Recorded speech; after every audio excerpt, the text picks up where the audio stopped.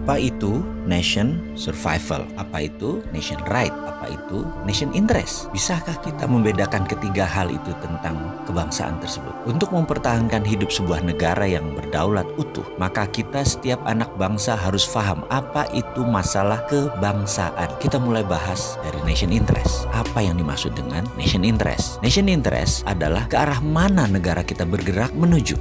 Sebentar, kita ini jangan-jangan ditanya nation itu apa, state itu apa, atau dalam bahasa Indonesia bangsa itu apa, negara itu apa, nggak ngerti ngebedainnya. Betul ya? Masih bingung? Kita bahas lebih dalam. Bangsa Indonesia itu jadi lebih dulu dari negara Indonesia. Bangsa Indonesia itu jadi terlebih dahulu ketika Sumpah Pemuda tahun 1928 dengan mengatakan berbangsa satu, bangsa Indonesia. Maka sejak saat itu jadilah bangsa Indonesia. Sementara negaranya, negara Indonesia baru jadi setelah 17 Agustus 1945.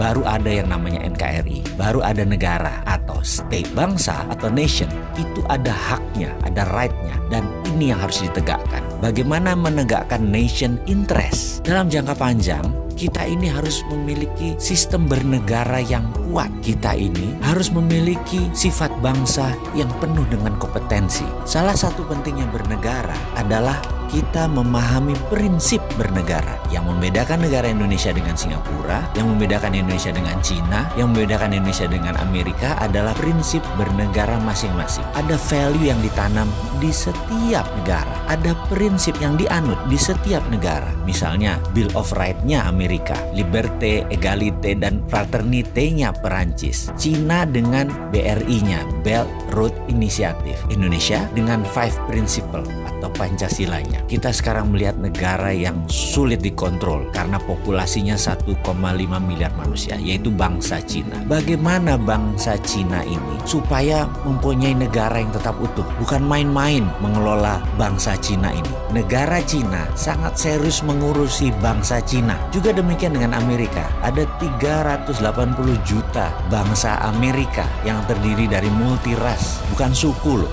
ras dan etnik. Ada 100 kali. Amerika adalah negara imigran. Indonesia rasnya sedikit. Ada Melanesia, Polinesia, dan Melayu. Jadi suku bangsanya kita banyak. Dan yang unik adalah 89% beragama Muslim. Sehingga Indonesia bisa dikatakan dengan 267 juta jiwa, 89%-nya adalah Muslim. Indonesia adalah negara Muslim terbesar di dunia. Jadi bagaimana membuat negara kita ini utuh terus sampai akhir zaman? Saya teringat sebuah sesi dikala saya masih aktif di sebuah lembaga negara urusan pertahanan. Kami diperlihatkan, ditontonkan film dokumenter yang sangat menarik. Film ini adalah bagaimana Cina membangun doktrin bernegara masuk ke bawah sadar anak-anak bangsa Cina. Diperlihatkan melalui kamera CCTV di video tersebut di sebuah tempat penitipan anak. Karena kala itu banyak sekali suami istri yang bekerja di Cina dan anak semata wayangnya dititipkan di tempat penitipan anak milik negara. Anak itu usianya berkisar 3-5 tahunan. Ketika mereka sehabis makan siang, mereka pun tidur siang secara bersama-sama. Kira-kira jam